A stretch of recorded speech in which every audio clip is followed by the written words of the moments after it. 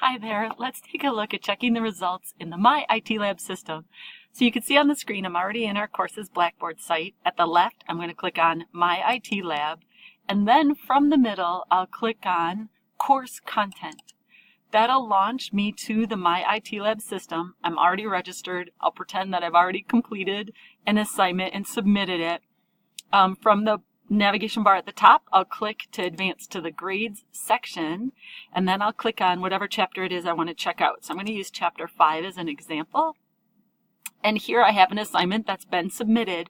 What you need to look for is the little hamburger icon, right? It's like a hamburger in a bun. So I'm going to click that icon, and I'm going to choose View Submissions. And then because we are allowed multiple attempts, you'll have to select which submission you want to view. So I only have one. I'm going to click on that at the left, and my results will appear here in the middle. And what you'll be looking for is look for anything listed in red. And you can click on the arrow to advance to see exactly what it didn't like from that particular submission. And then you can go ahead and resubmit. For the mid-levels, you have 3 chances. For the capstone exercises, you have 2 chances.